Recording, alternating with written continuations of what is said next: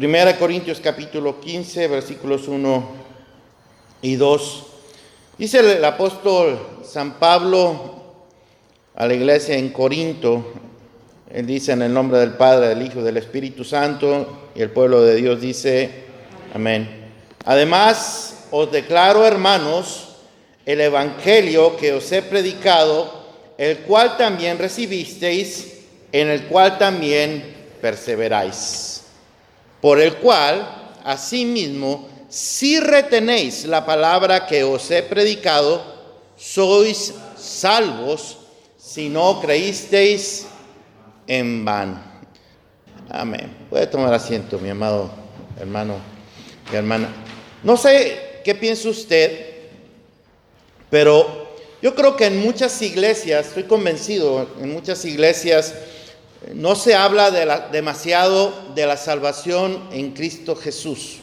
Usted busque, por ejemplo, los predicadores en YouTube y va a encontrar sermones que edifican, ciertamente, no estoy diciendo que sean malos, sermones que son de mucha edificación, de múltiples temas, pero de la salvación no se habla mucho.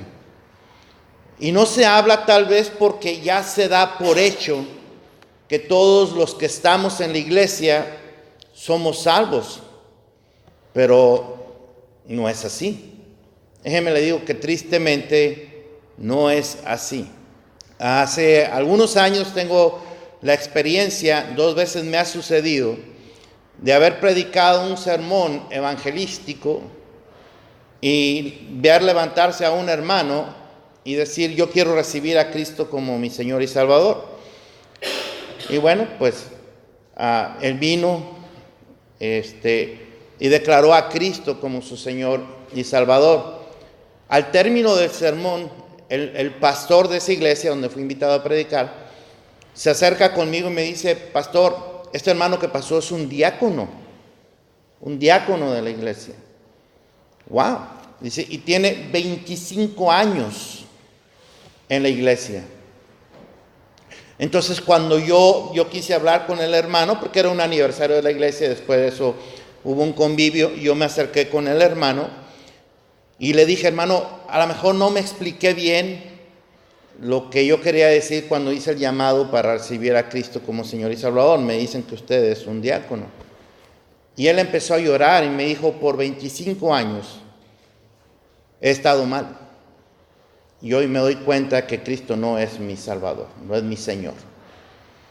Entonces hoy decidí entregarle mi vida a Cristo de verdad. Entonces son cosas que suceden.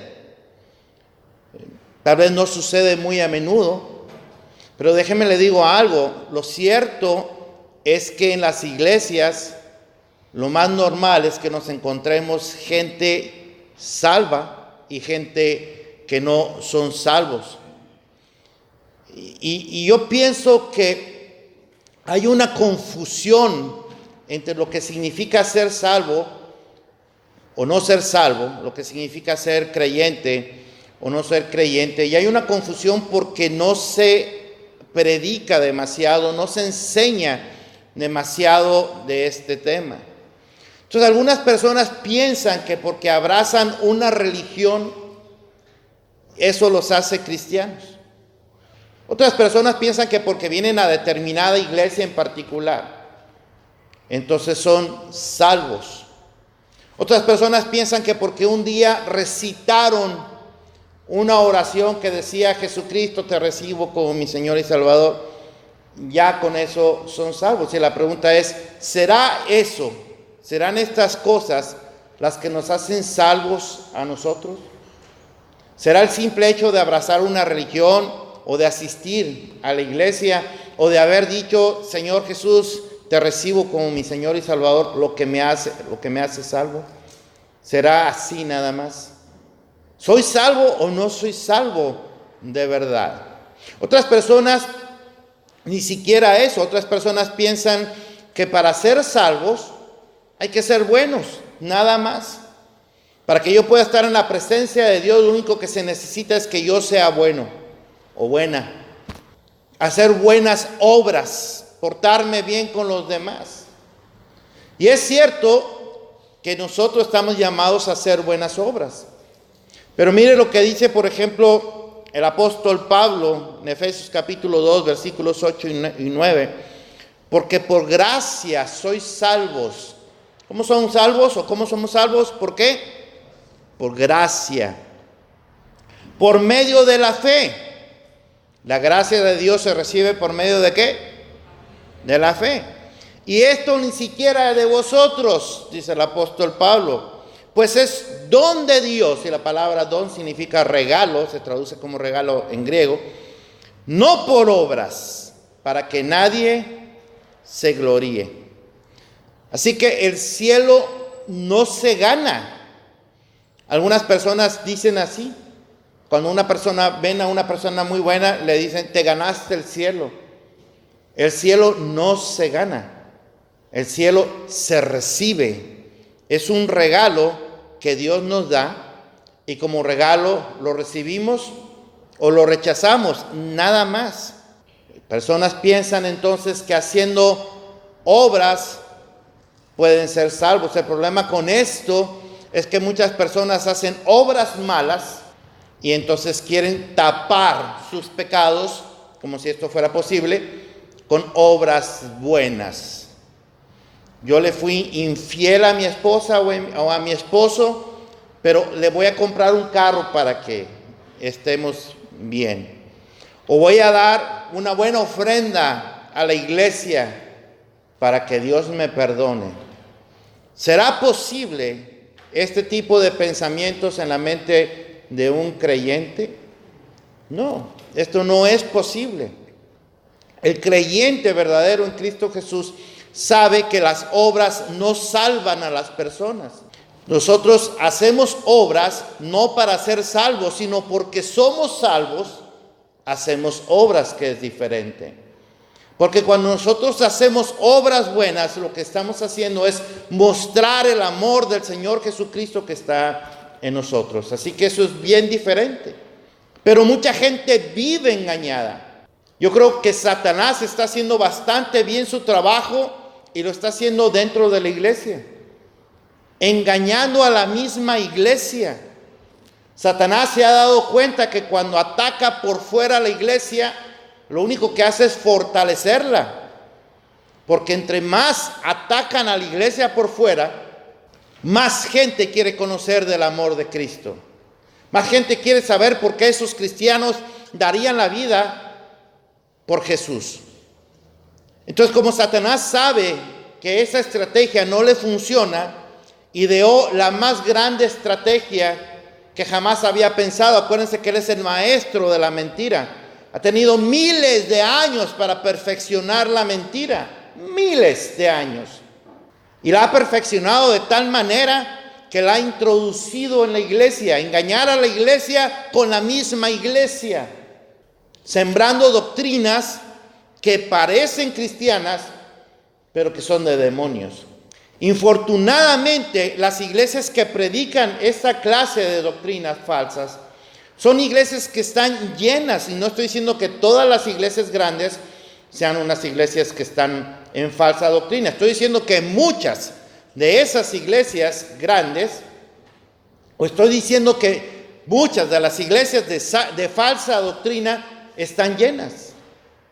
¿Por qué? Porque le dicen a la gente lo que la gente quiere escuchar. La gente no quiere escuchar del pecado, no quiere escuchar del compromiso con Dios, no quiere escuchar de la santidad. La gente quiere escuchar nada más de que Dios me bendiga. Entonces, cuando personas abrazan una religión o vienen a una iglesia en particular o creen que porque recitaron una oración supuestamente de fe, entonces ahora soy cristiano o cristiana y lo único que me toca a mí es recibir bendiciones de Dios. Y eso es un error tremendo, pero es una enseñanza que se da en muchísimas partes. La Biblia, lo acabamos de ver, nos enseña que la salvación no es por obras, que la salvación es por gracia, por medio de la fe, y que la fe ni siquiera es nuestra. La fe nos la dio el Señor.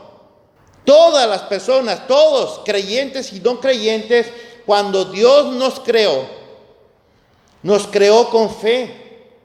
Y nos creó con fe para buscarle a Él. El problema es que muchos han decidido no buscarle a Él y poner su fe en algunas otras cosas o en alguien más.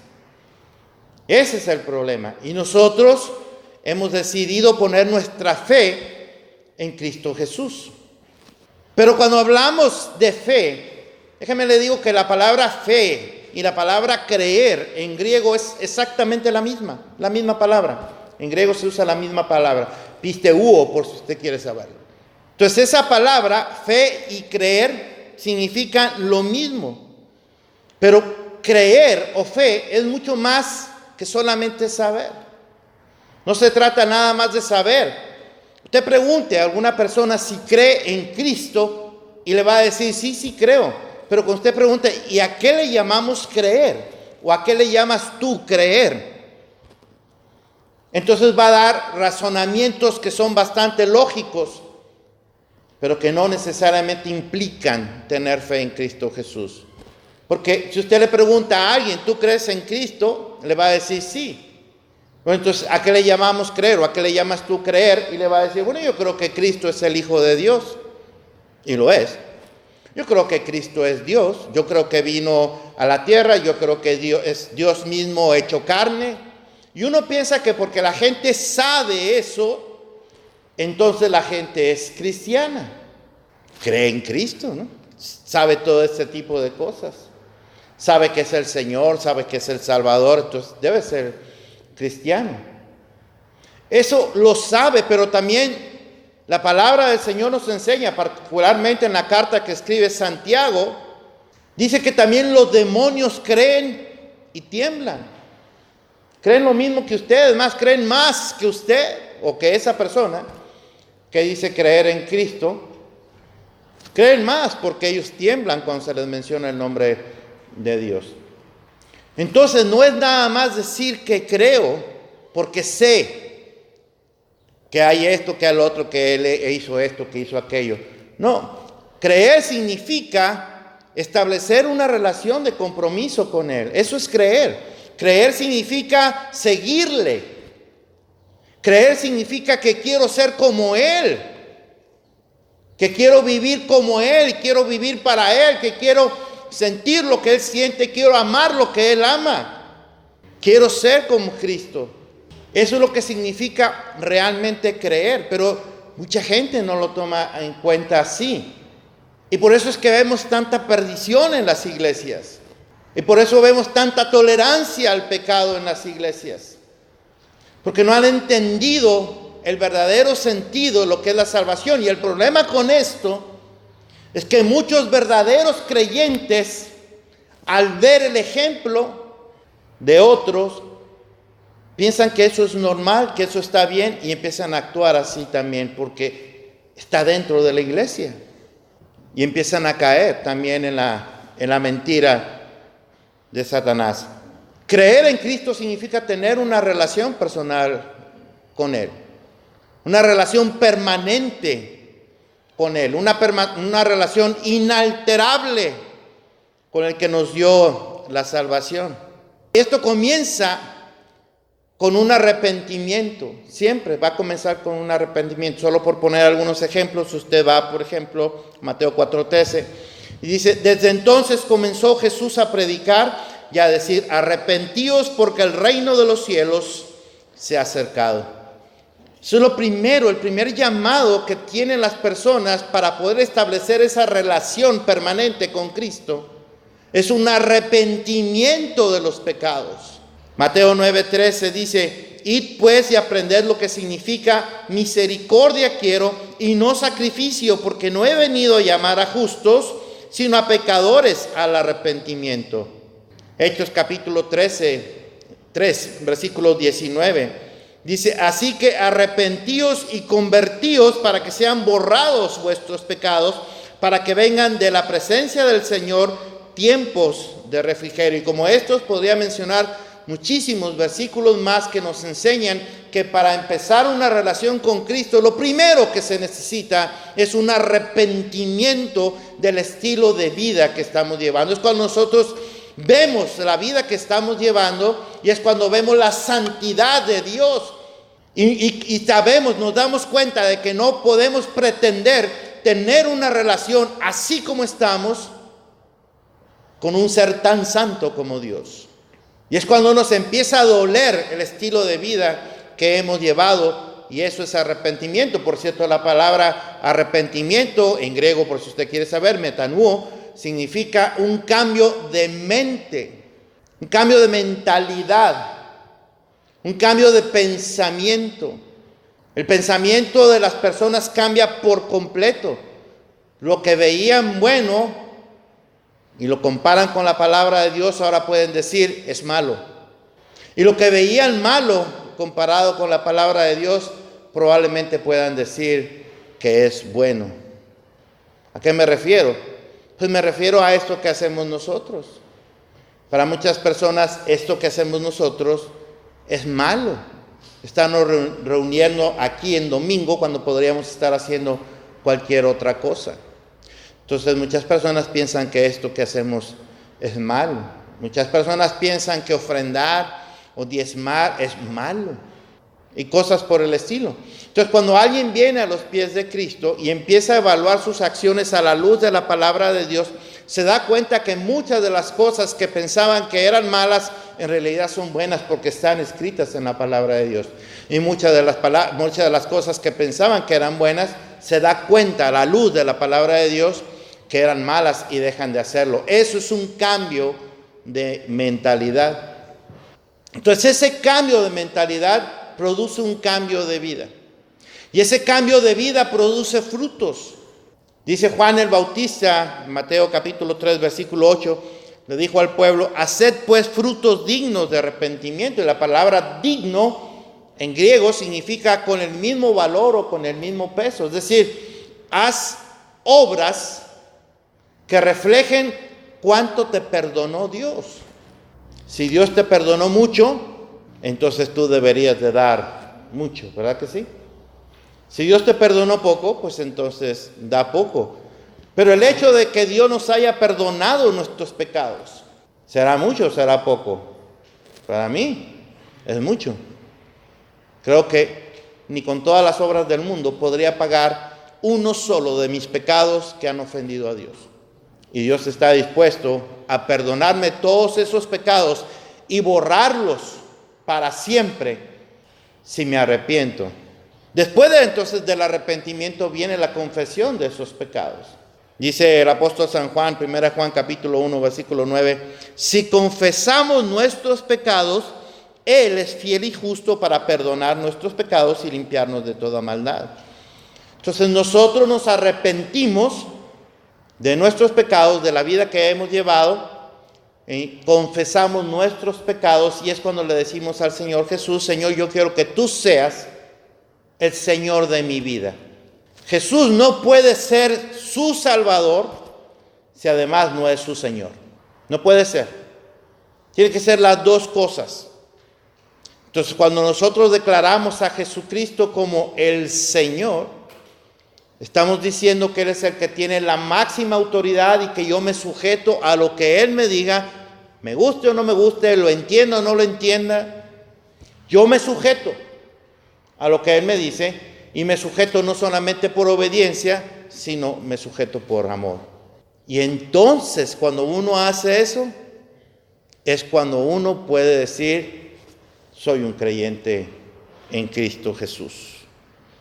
Dice el apóstol San Pablo que si confesares con tu boca que Jesús es el Señor y creyeres en tu corazón que Dios le levantó de los muertos, serás salvo. Porque con el corazón se cree para justicia, pero con la boca se confiesa para salvación. Es decir, el creer en Cristo, entendiendo ahora lo que significa creer, que es establecer una relación personal y permanente con el Señor, que es sujetarnos a su señorío. Cuando nosotros tenemos eso claro, lo creemos en nuestro corazón y lo confesamos con nuestra boca. No tenemos miedo de decir que soy creyente en Cristo Jesús. No tenemos miedo cuando nos dicen eres un aleluya o un hermanito. Sí soy, ¿qué? ¿Cuál es el problema? Amén. Cuando le digan aleluya, amén. Entonces, si usted se da cuenta, por cierto, esto que dice el apóstol Pablo está en Romanos capítulo 10, versículos 9 y 10. Se da cuenta que creer va mucho más allá de simplemente decir que cree. Creer no es cualquier cosa, creer es algo realmente serio. La salvación solo se encuentra en Cristo Jesús. En ninguna otra persona, en ninguna institución religiosa. Pues también algunos se han apoderado de la salvación en Cristo Jesús para decir que solamente en esta iglesia está la salvación en Cristo. Las demás iglesias no, ahí no hay salvación. Créame, hay quienes lo hacen. La religión tradicional cree que la salvación solamente está ahí con ellos. Y eso es un error porque ninguna religión, ninguna iglesia, ningún personaje salva sino solamente Cristo. Nada más. No hay nadie más. Mire, Pedro dijo lleno del Espíritu Santo en Hechos capítulo 4 versículo 12, y en ningún otro hay salvación, en ningún otro hay salvación, porque no hay otro nombre bajo el cielo dado a los hombres en que podamos ser salvos. Y Pablo le dijo a Timoteo, porque hay un solo Dios y un solo mediador entre Dios y los hombres, Jesucristo hombre. ¿Cuántos mediadores hay? Uno. Entonces no existen corredentores, no existen corredentoras como piensa la religión tradicional. No hay corredentoras, no hay. La Biblia solamente nos enseña un solo nombre en el que pueda haber salvación y se llama Cristo Jesús. Pero algunos todavía siguen creyendo en que la religión tradicional puede salvar, o que hay dentro de esa religión tradicional corredentores o corredentoras que pueden salvar. Y eso no solamente es antibíblico, sino que es una blasfemia delante de Dios, porque significaría que entonces Dios no es suficiente. Cristo no es suficiente, Cristo no tiene el poder suficiente, necesita la ayuda de otros personajes para que usted y yo podamos ser salvos. Eso es un insulto a Dios, es una aberración delante de Dios.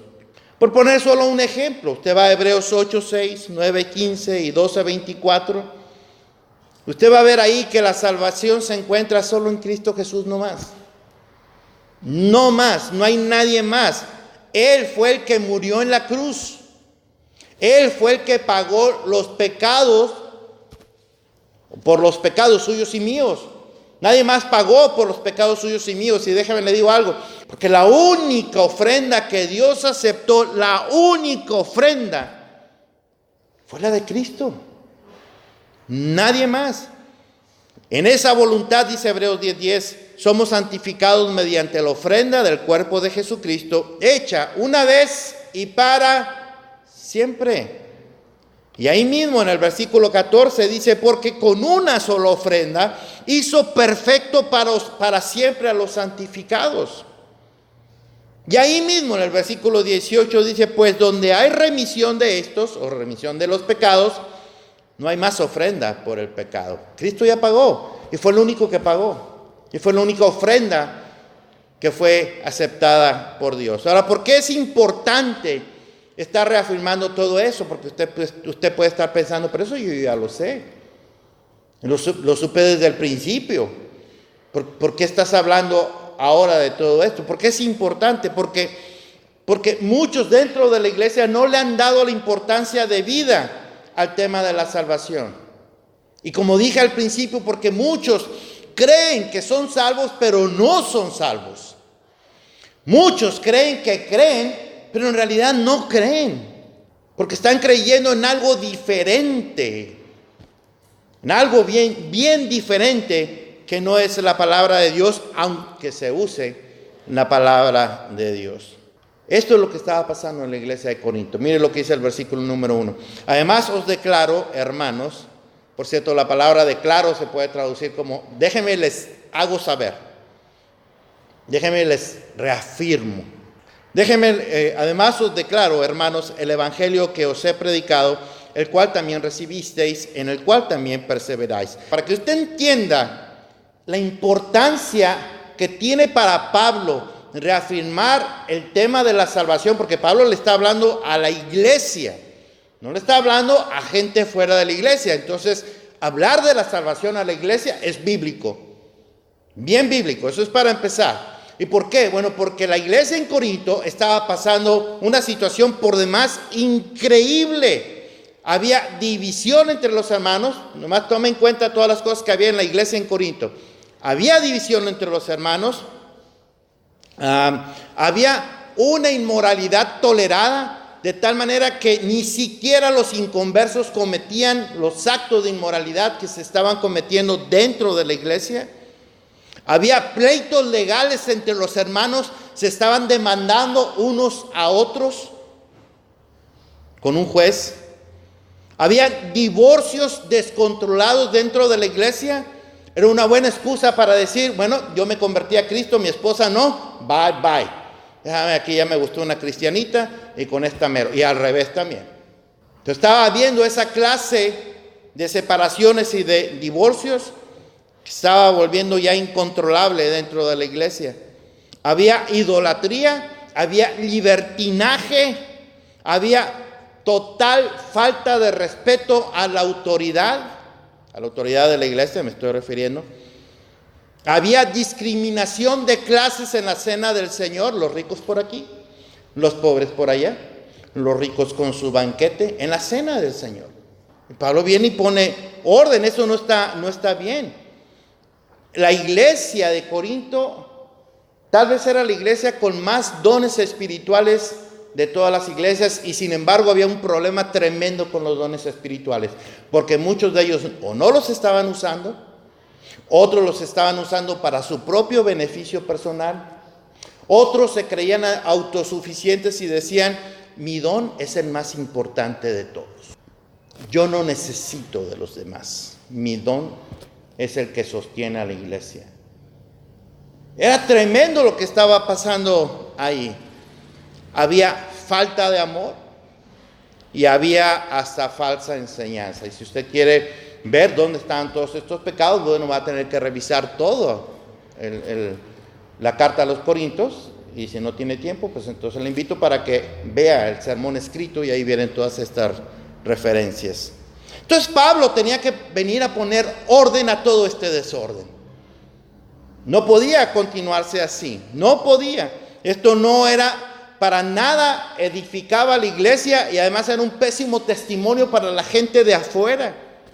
Imagínese a alguien que no conoce de Cristo y viene a esa iglesia y ve todo lo que está pasando, ¿qué puede pensar?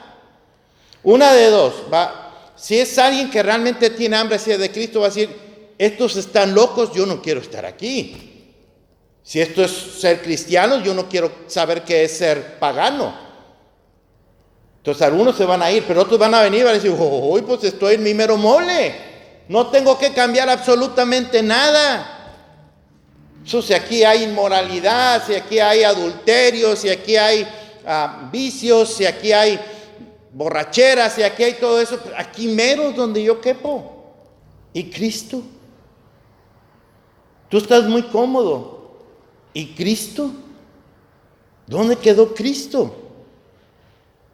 ¿Quién en su sano juicio entonces querría participar o pertenecer a una iglesia así? Entonces Pablo les tiene que recordar, por eso les dice así, les dice, además os declaro, les hago saber, déjenme recordarles del evangelio que yo les prediqué.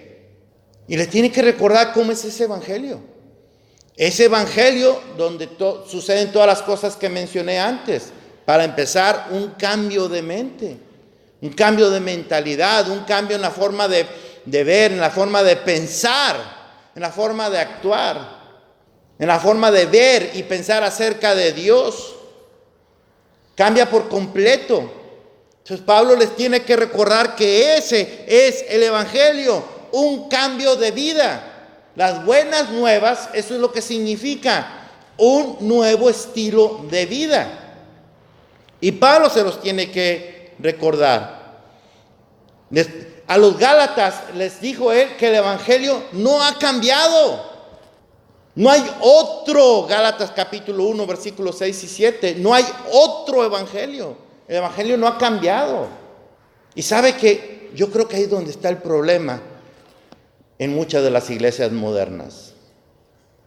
En donde el evangelio del Señor Jesucristo resulta aburrido, resulta tedioso, resulta muy difícil de llevar. Entonces prefieren abrir las puertas de su corazón a cualquier otro evangelio que me hable de un Cristo diferente, de un Cristo que tolera el pecado, de un Cristo que está bien, está tranquilo. Mientras yo venga a la iglesia, mientras yo ofrende, mientras yo diezme, mientras yo desarrolle algún don dentro de la iglesia, está bien la clase de vida que yo quiera llevar. Y eso es triste. Eso es bien, bien triste. Satanás lo sabe y les ha abierto las puertas a las personas, a muchas personas, para que crean de esta forma. Entonces, cualquier persona que piense que el evangelio del Señor Jesucristo es aburrido, que es monótono, quiero decirle que está ofendiendo a Dios. En muchas iglesias el evangelio es lo que menos se predica. La gente va para escuchar un buen grupo de música, unas buenas alabanzas, para tener una buena plática con los hermanos y para escuchar un sermón que me hable de lo bueno que soy yo y de las grandes bendiciones que Cristo tiene para mí. A eso van muchas personas a las iglesias, tristemente. Pero iglesias en donde se predica de la santidad, del pecado, del cielo, del infierno, realmente no tienen mucho interés, o donde su grupo de alabanza está cantando solamente cánticos al Señor, cantos de alabanza al Señor, aunque no sean los mejores que tocan instrumentos o las mejores voces, pero lo hacen con su corazón, se lo entregan lo mejor que tienen al Señor, se preparan para eso. Pero mucha gente va ahí y va por el estatus. No es lo mismo decir que pertenezco a una iglesia que tiene 15 miembros que pertenezco a la iglesia fulana de tal que son 15,000 miembros. No es lo mismo. Entonces van por el estatus muchos de ellos. Como si la iglesia de 15 miembros fuera una iglesia entonces de segundo nivel o de tercer nivel. O tal vez que ni siquiera tiene algún nivel. Entonces en muchos lugares tristemente han hecho el mensaje más suave, para que pueda atraer, sobre todo a los jóvenes, que los pueda atraer a la iglesia, que no se aburran dentro de la iglesia. Y les preparan hasta un show de luces en la música. Y los pastores salen y predican mensajes donde los motivan a ser cada día mejores. Les hablan de todas las bendiciones que Dios tiene para ellos y que Dios los ama y los acepta y los recibe y bla, bla, bla, y bla, bla, bla. Lo han diluido. Entonces cuando nosotros diluimos el mensaje, cuando nosotros suavizamos el mensaje, estamos diciendo que Dios ya no es suficiente, que Dios ya no es actual, que Dios ya pasó de moda. Pero Pablo dice que si nosotros predicamos un evangelio diferente al que él ha predicado, el que lo haga sea, ¿qué cosa? Anatema. ¿Y anatema qué significa? Maldito, sea maldito o maldita. Entonces, por querer alcanzar a las personas que no conocen a Cristo, en realidad lo que estamos haciendo es alejarlas más de Él. Porque esas personas están yendo a conocer un evangelio diferente. Un evangelio que no es el evangelio que está aquí en la palabra de Dios. Están conociendo a un Cristo que no es el Cristo que aparece en la Biblia. Están conociendo a un Dios que no es el Dios de las Escrituras. Es el Dios que han creado a su imagen y semejanza, a su conveniencia. Y tuercen las Escrituras para que las Escrituras digan lo que ellos quieren que digan. Y lo que antes estaba prohibido, ahora resulta que está permitido por Dios. Dios ya ha cambiado. Dios ya se adaptó a los nuevos tiempos. ¿Será eso nuestro Dios? Entonces Pablo les está diciendo a ellos, no, este es el evangelio que yo prediqué, y el versículo dice, por el cual, o sea, por ese evangelio, asimismo, si retenéis la palabra que os he predicado, sois salvos si no creísteis en vano. Si no creísteis en vano. Aquí hay algo bien importante. Si retenéis la palabra que os he predicado. Y eso implica obediencia. Entonces nadie que no sea obediente a lo que dice la palabra de Dios puede decir que es cristiano. No puede. Nadie puede decir, yo creo en Cristo, pero creo a mi manera. Yo creo en Cristo, pero no creo en la Biblia. Yo creo en Cristo, pero no creo en la iglesia. Yo creo en Cristo, pero no creo en esto, no creo en lo otro, no creo en aquello. Entonces lo siento mucho, no crees en Cristo. Porque el Cristo de la Biblia es diferente a todo lo que tú has mencionado. Entonces Pablo les está diciendo, si son obedientes a este evangelio, entonces ustedes realmente son salvos. Porque fe y obediencia van de la mano, no se pueden separar. Una depende de la otra. Nadie puede tener fe sin ser obediente, y no hay nadie que sea obediente si no es que tiene fe, sino cuál es el sentido de su obediencia. Entonces, ¿cómo podemos decir que podemos hacer el evangelio más atractivo, entre comillas, para las personas para que se acerquen a los pies de Cristo? No necesitamos hacerles el evangelio atractivo, al contrario, necesitamos predicarlo como es, para que el que se convierta de corazón, no por conveniencia, no por cultura, no por estatus, no por emociones, sino que se convierta de corazón, porque ha entendido la gravedad de su pecado y la santidad de un Dios que no tolera el pecado. Y quiere establecer una relación con Él, pero no puede así. Entonces se necesita a Cristo para que le limpie de todos sus pecados y ahora sí poder establecer una relación con Dios permanentemente. Pero la iglesia en Corinto no lo estaba entendiendo de esta manera. Estaban creyendo a su manera. Habían creado su propio evangelio, habían creado a su propio Cristo, habían creado su propio estilo de predicación, su propio estilo de enseñanza. Todo lo tenían perfectamente creado a su conveniencia. Entonces Pablo tiene que poner orden. Pablo dice, si han creído a ese evangelio adaptado a los nuevos tiempos, entonces creísteis en vano. En otras palabras diría, entonces realmente no creyeron. Aunque levanten sus manos, aunque canten aleluya y todo ese tipo de cosas, no creyeron. Están levantando sus manos y cantando aleluya a un Dios, a un Cristo que no es el que está en la palabra de Dios. Entonces no han creído en Cristo. Han creído en una composición, en una creación de un Cristo falso. Entonces quiere decir que su fe es una fe falsa, porque está puesta en un Cristo falso. Uno de los más famosos predicadores de los Estados Unidos, de la iglesia hispana más grande de los Estados Unidos, tuvo el descaro de decir, usted tiene dos opciones, dice él, para creer. Usted puede creer en lo que dicen los principios de la palabra de Dios, lo cual es bueno, dice él, o, es decir, todo lo que está escrito aquí, o, fíjese bien la alternativa que pone este individuo, o usted puede creer en lo que Dios revela hoy, porque lo que está diciendo es, la palabra de Dios ya no es suficiente, Dios habla a través de mí, porque dice que Él tiene el ministerio apostólico profético. Entonces Dios le habla a Él y Dios le revela a Él las cosas que quiere que el pueblo sepa. Ya la palabra de Dios no es suficiente, pero la palabra del Señor es bien clara, dice que Jesucristo es el mismo ayer, hoy y por los siglos. La palabra de Dios no cambia. No cambia. Entonces, lo que Dios dijo hace 6,000, 4,000, 2,000 años es lo mismo que dice hoy, porque Dios no cambia. Su palabra no ha pasado de moda. Es mentira eso de que usted puede creer con los principios que Dios dijo o vivir con lo que Dios está revelando hoy. Dios no está revelando nada nuevo hoy. Todo lo que Él quiso revelar está escrito aquí.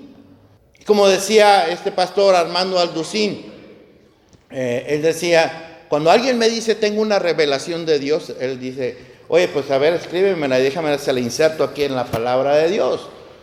Porque vamos a ver qué dice Primera de Pancho 1:2. Porque se le ha de haber olvidado al Señor. Una nueva revelación debería estar aquí, ¿no? Y es verdad. Pero la gente cree eso. Es la iglesia más grande de los Estados Unidos. La más grande de los Estados Unidos. Increíble. Y la gente lo cree. Y en su página web usted ve, si usted quiere ser un miembro, ahí más o menos, un miembro simple, pues de $20 al mes. Si usted quiere ser un VIP, pues y así empieza. Usted da, y cada precio, usted tiene derecho a diferentes cosas, ¿no? Hasta tener la cobertura y que el apóstol ore por usted. Es increíble cómo se negocia con la palabra de Dios y la gente lo cree. Han creído en un Cristo falso. Han creído en un Cristo que ese tipo se inventó, ese y otros más. Entonces toda esa gente han creído en un Cristo que no está en la Biblia. Y si es un Cristo que no está en la Biblia, lo siento mucho, aunque tengan las mejores iglesias, las mejores instalaciones, los mejores equipos, los mejores instrumentos, los mejores cantantes, lo siento mucho, no son salvos. Porque han creído en un Cristo diferente a lo que enseña la palabra de Dios. Así que, como en los tiempos de Pablo, hoy también de manera descarada se le ha quitado lo que se le ha querido a la Biblia. Se le han cambiado las palabras cuantas veces han querido para que digan lo que ellos quieren que digan. Y la gente lo recibe porque no quiere escuchar el mensaje del pecado, del arrepentimiento, del infierno. No quiere escuchar eso. Y nos llaman intolerantes, fanáticos religiosos. Es realmente increíble. Estaba escuchando, todos lo sabemos, las noticias de este hombre apóstol de la iglesia más grande en México, que tiene iglesias en 50 y no sé qué tantos países, 58 países, y al tipo lo agarraron y lo están haciendo cargos de pedofilia y no sé qué tantas cosas más. Yo no sé si es cierto o no, no quiero hablar de eso, no sé si es cierto o no, así que no voy a hablar de eso. Pero lo que he descubierto de esa iglesia, porque me llamó mucho la atención, que tiene 5 millones de miembros, lo que me llamó la atención es ver lo que enseñan. Y es increíble que en los cultos de adoración el grupo de alabanza cante cánticos a nombre del tipo que es el pastor. Increíble. Es como si el grupo de alabanza se pusiera a cantar aquí, oh Pastor Salinas, te amamos y gracias por todo lo que... Eso hacen ellos con cánticos, con grupos más que profesionales realmente. Yo no sé si el tipo es culpable o no, pero lo que sí sé es que es una iglesia falsa.